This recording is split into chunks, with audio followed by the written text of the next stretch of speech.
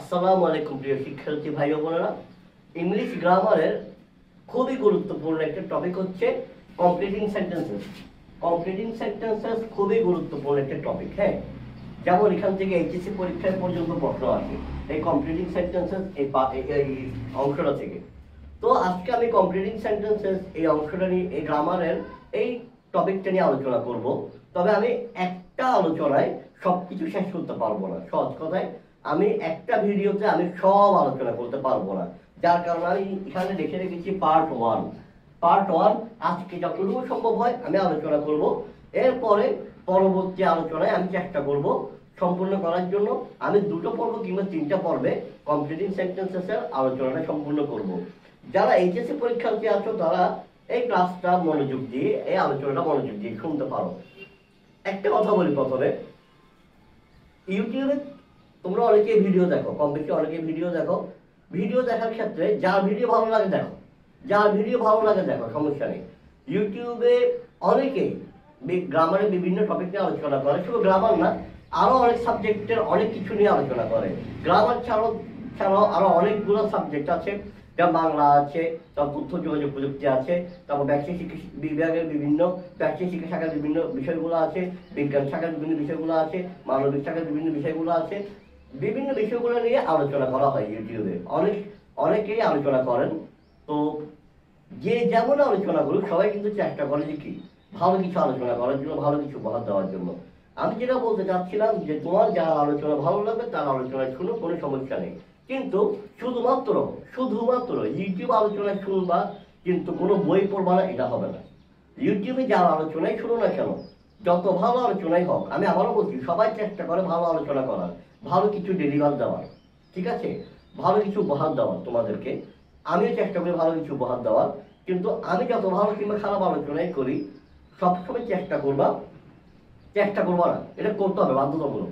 সবসময় ইউটিউবে আলোচনা শোনার পাশাপাশিও তোমাকে কোনো না কোনো বই ফলো করতেই হবে। কারণ কোনো বই যদি ফলো না করো ভাই, তুমি প্র্যাকটিস করবা কোনখান থেকে, আসমান থেকে? তো কোনো না কোনো বই ফলো করতেই হবে। তো কমপ্লিটিং সেন্টেন্সেস শুরু করা যাক। প্রথমেই বলি, তোমরা জানো যে কমপ্লিটিং সেন্টেন্সেস মানে কি, এটা তোমরা জানো। পরীক্ষায় কয়েকটি ইনকমপ্লিট সেন্টেন্স দেওয়া থাকবে, অসম্পূর্ণ সেন্টেন্স দেওয়া থাকবে, সেগুলো তোমাকে কমপ্লিট করে আসতে হবে। যেমন তোমাকে প্রশ্ন বলা হবে, complete the sentences using suitable clauses or phrases. এখন এখানে একটা কথা বলি, তোমাকে কয়েকটা ইনকমপ্লিট সেন্টেন্স দেওয়া থাকবে যেগুলো তোমাকে কমপ্লিট করতে হবে, কিন্তু এই কমপ্লিট করার সিস্টেম আছে। যেমন তোমাকে একটা সেন্টেন্স দেওয়া হলো এরকম, we eat food so that, তারপর একটা গ্যাপ দেওয়া আছে। হ্যাঁ, আর তুমি বলতেছো স্যার আমি এভাবে লিখবো, we can stay healthy. Okay, fine, good, দাও।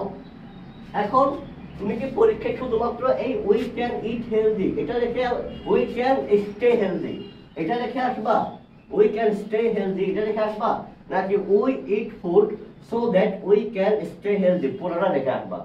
এর উত্তর হচ্ছে তোমাকে পুরোটা লিখতে হবে। তোমাকে we eat food so that এই অংশটা লিখতে হবে, উই ক্যান স্টে হেলদি যেটা গ্যাপ দেওয়া থাকবে, নিচে যে ব্ল্যাঙ্কটা দেওয়া থাকবে ওইটার উত্তর সহ পুরোটা লিখে আসতে হবে। কারণ তোমাকে বলাই আছে, complete the following sentences using suitable phrases, clauses or phrases. অথবা complete the sentences using suitable clauses or phrases, তোমাকে পুরো সেন্টেন্সটা লিখে আসতে হবে। তুমি প্রিপোজিশন শুধু উত্তর লেখো, সমস্যা নেই। তুমি ফ্রেজ এন্ড ক্লজ শুধু উত্তর লেখো, কোনো সমস্যা নেই। তুমি সিনোনিম অ্যান্টোনিম শুধু উত্তর লেখো, কোনো সমস্যা নেই। কিন্তু গ্রামারের যে পার্টটা আছে, এখন গ্রামারের বিভিন্ন পার্ট, যেমন সাবজেক্ট প্রিফিক্স শুধু উত্তর লিখলে হয়ে যায়, উইথ ক্লু উইদাউট ক্লু শুধু উত্তর লিখলে হয়ে যায়। কিন্তু গ্রামারের এই পার্টটা কমপ্লিটিং সেন্টেন্স, এবং আরেকটা পার্ট আছে যেটা এইচএসসিতে আসে না কিন্তু এসএসসিতে আসে, সেটা হচ্ছে ট্যাগ কোয়েশ্চেন। ওইখানেও কি করতে হয়, সম্পূর্ণটা লিখতে হয়, প্রশ্নটাও লিখতে হয়, উত্তরটাও লিখতে হয়, প্রশ্নটাও লিখতে হয়, উত্তরটাও লিখতে হয়। তারপর পাংচুয়েশন মার্কে পুরো লাইন বাই লাইন লিখে আসতে হয়, ঠিক আছে? তো এই জিনিসটা খেয়াল রাখতে হবে। পাংচুয়েশন মার্কে মনে করো তুমি বলা যে কমা হবে, শুধু কমা দিলা, বলিষ্ঠ দিবে, এটা বেশি হয়ে যায়, ঠিক আছে? তার থেকে উত্তম হচ্ছে পুরো সেন্ট লিখে আসা।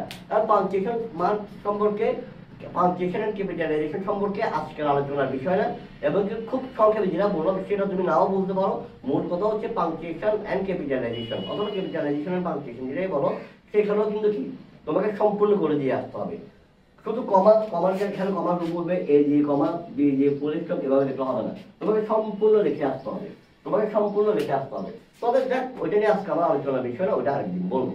কিন্তু আজকে যেটা বলবো সেটা হচ্ছে যে কমপ্লিটিং সেন্টেন্সেসের ক্ষেত্রে প্রশ্নের অংশটাও লিখতে হবে, উত্তরের অংশটাও লিখতে হবে। তা এবার আসো যে আমি আজকে কয়েকটা রুল নিয়ে আলোচনা করব। প্রথম রুলটা হচ্ছে so that. So that, so that এটার অর্থ তো বাংলায় যাতে কিংবা যেন, সবাই জানো। যাতে কিংবা যেন, এটা জানো, তোমরা সবাই জানো।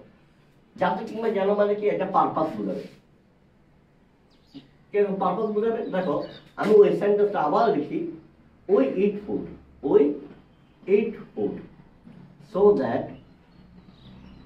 আমরা খাবার খাই যেন we can stay healthy.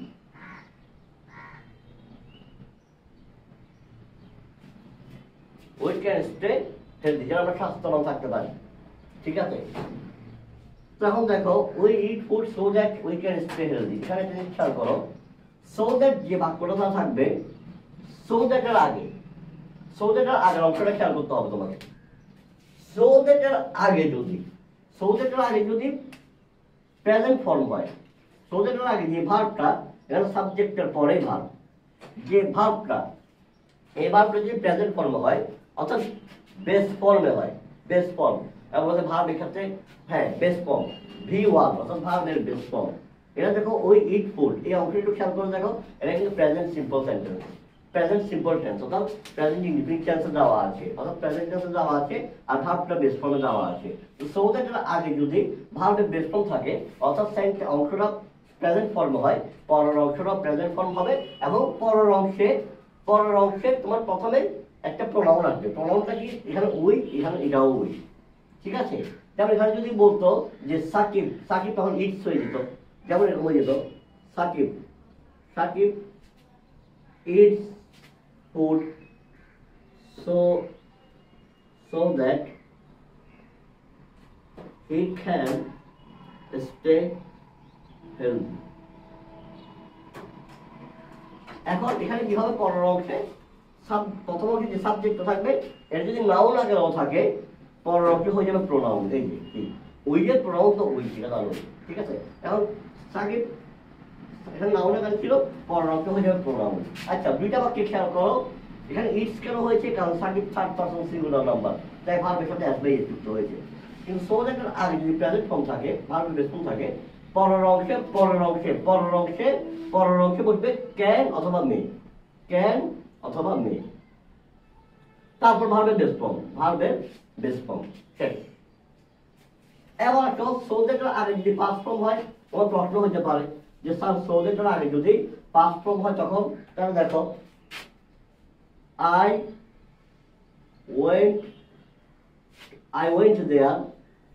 I went there so that I could meet him। একটা জিনিস খেয়াল করে দেখো, এখানে ওয়েন্ট, গো এর পাস্ট ফর্ম ওয়েন্ট, অর্থাৎ সো দ্যাটের আগের অংশটা আছে পাস্ট ফর্মে আছে। তো প্রথম আর সো দ্যাটের আগে যদি পাস্ট ফর্মে হয়, পরের অংশে এখানে সাবজেক্টিভ প্রোনাউন, প্রোনাউনের পরে কি বলবে?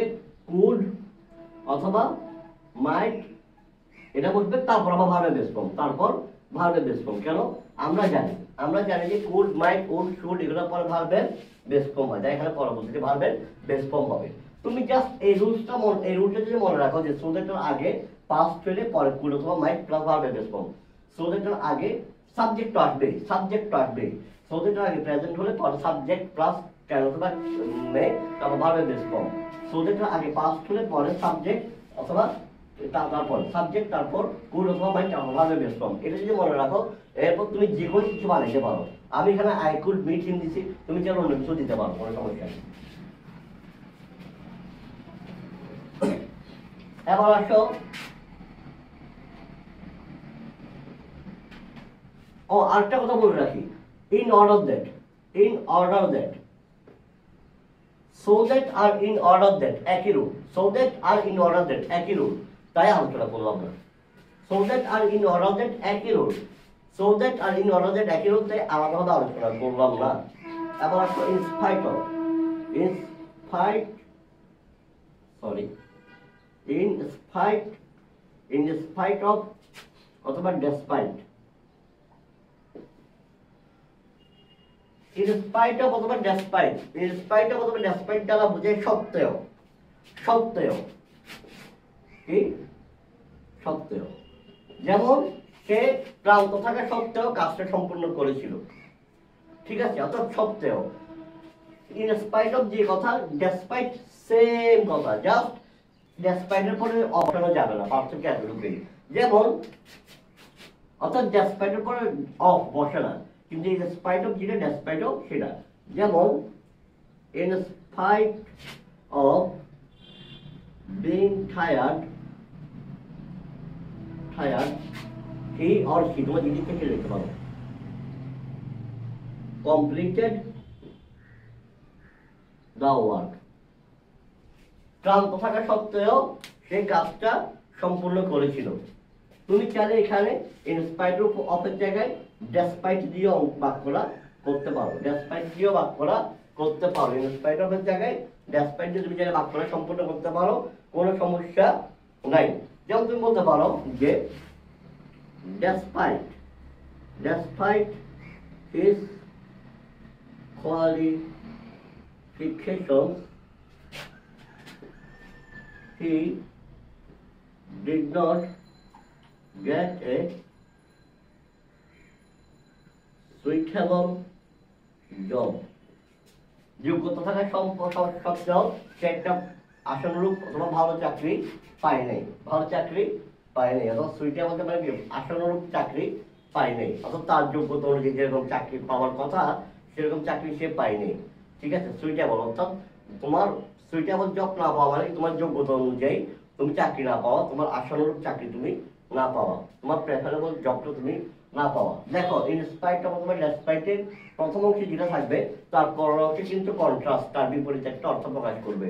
এখানে প্রথমে আমি কি বলছি, ডেসপাইট হিজ কোয়ালিফিকেশন, যোগ্যতা থাকা সত্ত্বেও, অর্থাৎ তার যোগ্যতা ছিল, তো যোগ্যতা থাকলে সে কি পাওয়ার কথা, একটা ভালো চাকরি, কিন্তু সে কি পাইছে, পায় নাই, পরের অংশে তার বিপরীত বলেছে, he didn't gate a suitable job. ঠিক একইভাবে ইনস্পাইট অফ অথবা ডেসপাইট বিং টায়ার্ড, সে কি ছিল, ক্লান্ত ছিল, কি ছিল, ক্লান্ত ছিল, ক্লান্ত ছিল, কিন্তু ক্লান্ত থাকার পরেও, ক্লান্ত থাকলে সে কাজটা করার কথা না, কিন্তু সে কাজটা করছে, সেই অথবা সেই কমপ্লিটেড দ্য ওয়ার্ক।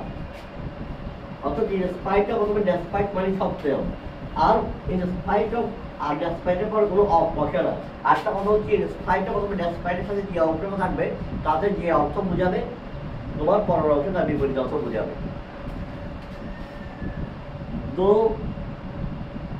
অথবা অলদো, এখানেও খেয়াল করো, দো অথবা অলদো এটা হচ্ছে যদিও,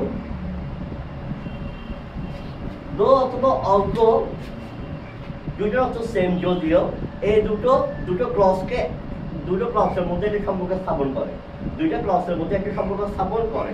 দো অথবা অলদো এর প্রথম অংশে যদি কোনো পজিটিভ সেন্স থাকে পরের অংশে নেগেটিভ সেন্স বুঝবে, প্রথম অংশে যদি নেগেটিভ সেন্স থাকে পরের অংশে পজিটিভ সেন্স হবে। অর্থাৎ দো অথবা অলদোর সাথে যে অংশটা, ওইখানে যদি কোনো পজিটিভ অংশ থাকে পরের অংশটা হবে নেগেটিভ, আর দো অথবা অলদো এর সাথে যে অংশটা, ওইখানে যদি কোনো নেগেটিভ অংশ থাকে পরের অংশটা হবে পজিটিভ। অথবা দো আর অলদো দিয়ে যে সেন্টেন্সগুলো তুমি করবা পরীক্ষা হবে, প্রথম অংশে যে মিনিংটা করবা তার পরের অংশে তার বিপরীত মিনিং করতে হবে। যেমন একটা বাক্য বলি, though he is rich, he is miser, তার মানে কি, যদিও সে ধনী, যদিও সে ধনী। এখন দেখো প্রথম অংশে কি বুঝাচ্ছে, যদিও সে ধনী, তো ধনী হলে কি হওয়ার কথা, তা তো কিপটা হওয়ার কথা না, কিন্তু পরের অংশে দেখো হি ইজ মাইজার, মাইজার মানে কৃপণ অথবা কিপটা, কৃপণ অথবা কিপটা। অর্থাৎ প্রথম অংশে যেটা বুঝেছে পরের অংশে তার বিপরীতটা বুঝাবে। তুমি কেন বলতে পারো যে though he is rich he doesn't help the poor, though he is rich he he doesn't help the poor, he doesn't help anyone, he is honest. তুমি অনেক কিছুই বলতে পারো। কারণ though he is rich, he isn't happy. তুমি চাইলে বলতে পারো though he is rich, he is not happy, he is not happy. যেমন তুমি বলতে পারো though he is poor, he is large hearted.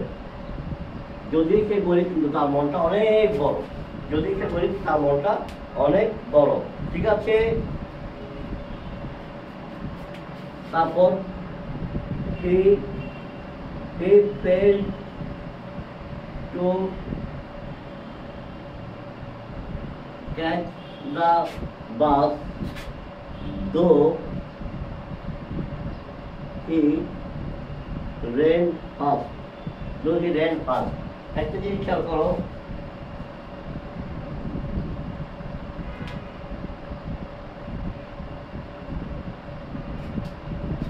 যদিও সে failed to catch the bus, সে বাসটা বলতে সে বাসটা ধরতে পারে নাই। ক্যাচ মানে এভাবে ক্যাচ ধরা না, ক্যাচ মানে হচ্ছে বাস ধরতে পারে নাই, মানে কি বাসে সে উঠতে পারে নাই, বাসে সে গিয়ে ঠিক সময় গিয়ে বাসটা ধরতে পারে না, মানে কি ঠিক সময় গিয়ে জায়গায় উপস্থিত হতে পারে নাই, বাসে তার আসনটা গ্রহণ করতে পারে নাই। এর ক্যাচ মানে ক্রিকেট খেলা ক্যাচ ধরা, ওইটা না। ঠিক আছে, তো সে বাসটা ক্যাচ করতে পারে নাই। কেন? সে বাসটা ক্যাচ করতে পারে নাই যদিও সে অনেক দ্রুত দৌড়াইছিল, রানে পারফর্ম রেন। আর একটা জিনিস খেয়াল করো, অর্থাৎ প্রথমে কি বুঝেছে negative, he fail to catch the bus, কিন্তু পরবর্তী দেখো হে রেন পাস, সে অনেক দ্রুত দৌড়াইছিল, আর এই মাঝখানে আছে গো। অর্থাৎ এখানে প্রথম অংশ নেগেটিভ, পরবর্তীটা হচ্ছে পজিটিভ। এখানে তুমি যদি বলো স্যার এতক্ষণ ধরে দৌড়ের ব্যবহার শিখাই দেন, অল্দোর ব্যবহার, দৌড় ব্যবহার যেটা, অল্দোর ব্যবহার সেটা, তুমি এখানে প্রত্যেক জায়গায় অল্দো বসাই দিতে পারো, এখানে সব জায়গায় তুমি অল্দো বসাই দিতে পারো, কোনো সমস্যা নেই। এখানে তুমি অল্দো ব্যবহার করতে পারো, কোনো সমস্যা নাই।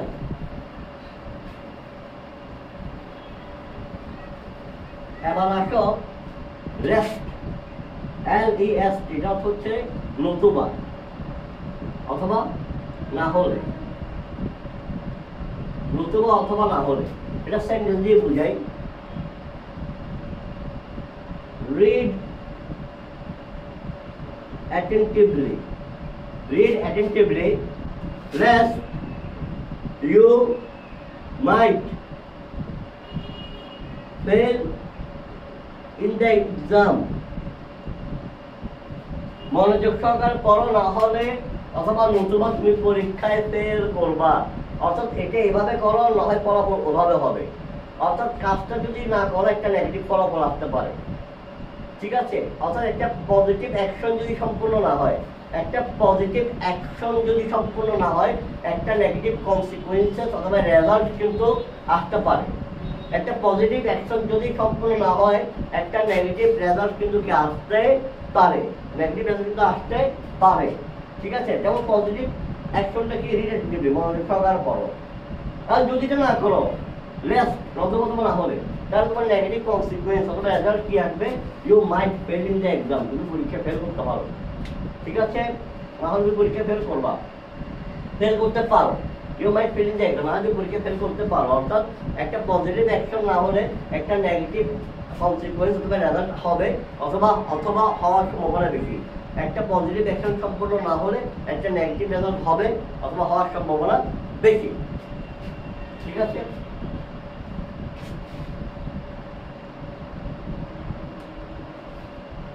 একদিন খেয়াল করো, রেস্টের আগে একটা ম্যাগজিন, হি ওয়াক ফাস্ট রেস্ট, হি ওয়াক, যেটা বই থেকে, এটা বই থেকে একটা বাক্য দেখি, হি walk fast rest,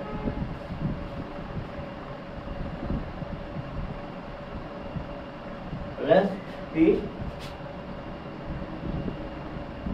missed the train. না, বই থেকে দেখি নাই, বই থেকে ও লিখে নাই, এটা বই থেকে ও লিখে নাই, সর একটা বাক্য লিখলাম, he walked fast lest he missed the train. এখানে কি আছে আগে আছে past, walk is past, যে walk, he might do, যোগসংখ্যক দুঃখিত, he might miss the train. আরেকটা কথা বলি, উভয় বাক্যে মাইটের জায়গায় তুমি শুরু লিখতে পারো, মাইটের জায়গায় শুরু লিখতে পারো, মাইটের জায়গায় কি লিখতে পারো, শুরু লিখতে পারো, মাইট অথবা শুল। বেশিরভাগ জায়গায় শুল লেখে লিখবা, বেশিরভাগ জায়গায় লেখে শুল, তুমি শুল লেখে মাইটও লিখতে পারো, কোনো সমস্যা নেই, বিন্দু আছে, সমস্যা নেই। একটা ইচ্ছা করো, রেস্টের আগে এখানে প্রেজেন্ট ছিল, এখানে পাস্ট ছিল, এখানে প্রেজেন্ট ছিল, এখানে পাস্ট ছিল। রেস্টের আগে প্রেজেন্ট থাকুক কিংবা পাস্ট থাকুক, যেটাই থাকুক, পরের অংশে শুড অথবা মাইট করবে, পরের অংশে শুড অথবা মাইট করবে। তুমি রেস্টের আগে প্রেজেন্ট থাকুক, পাস্ট থাকুক, যেটাই থাকুক, পরের অংশে শুড কিংবা মাইট বসাবা, এরপর ভাবে বেস ফর্ম দিলেই, এরপর দুঃখিত, he might miss, he might miss, he might miss the train.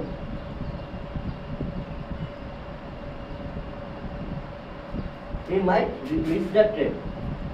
একটা জিনিস খেয়াল করো যে শুড অথবা মাইট, শুড অথবা মাইটের পরে, শুড অথবা মাইটের পরে অলওয়েজ ভার্বের বেস ফর্ম, শুড মাইট, শুধু শুড আর মাইট না, শুড মাইট কুড, এগুলো পরে সবসময় ভার্বের বেস ফর্ম বসে। ক্যান মে শেল এগুলো পরে ভার্বের বেস ফর্ম বসে, ঠিকঠাক আমরা দেখেছিলাম সোলজারের কাছে, ক্যান মে এগুলো পরে ভার্বের বেস ফর্ম বসে, আবার কুড মাইট এগুলোর পরিবর্তে ভার্বের বেস ফর্ম, এগুলো পরে ভার্বের বেস ফর্ম বসে। একইভাবে এখানে তুমি শুড অথবা মাইটের পরে ভার্বের বেস ফর্ম করবে, আর রেস্টের আগে প্রেজেন্ট থাকুক, পাস্ট থাকুক, যেটাই থাকুক, পরবর্তীতে ভার্বের পরে শুড বলবে অথবা মাইট করবে। রেস্টের আগে প্রেজেন্ট অথবা পাস্ট যেটাই থাকুক, পরে শুড অথবা মাইট করবে, এর সাথে বলছে ভার্বের বেস ফর্ম, শুড অথবা মাইট তার সাথে ভার্বের বেস ফর্ম। এবার দেখো ইনস্টিড অফ অথবা in Liu of, instead of অথবা ইন লিউ অফ, দুইটার অর্থ একই। ইনস্টিডের অর্থ যেটা, ইনস্টিডের অর্থ যেটা, ইন লিউ অফের অর্থ সেটা, ইন লিউ অফের অর্থ সেটা। যেমন ইনস্টিড অফ, আচ্ছা আগে বলি ইনস্টিড অফ অর্থ কি। ইনস্টিড অফ অথবা ইন লিউ অফ, এটার অর্থ হচ্ছে পরিবর্তে, এটার অর্থ হচ্ছে পরিবর্তে, এটার অর্থ হচ্ছে পরিবর্তে। Instead of fish he add meat, instead of fish he add meat, তুমি চাইলে এভাবে লিখতে পারো, he add meat instead of fish. আর বড় ছোট সমস্যা নেই।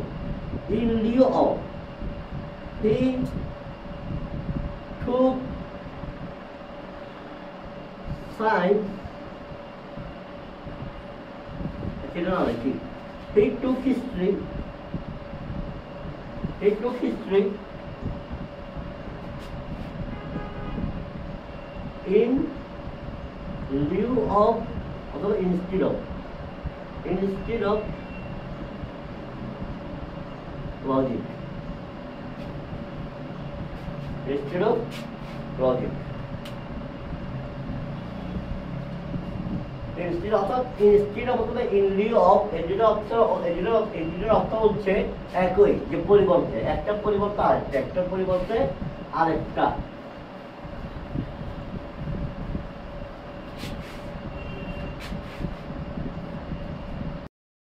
as long as, যে পর্যন্ত অথবা যতক্ষণ, যে পর্যন্ত অথবা যতক্ষণ। যেমন আল্লাহ will be with us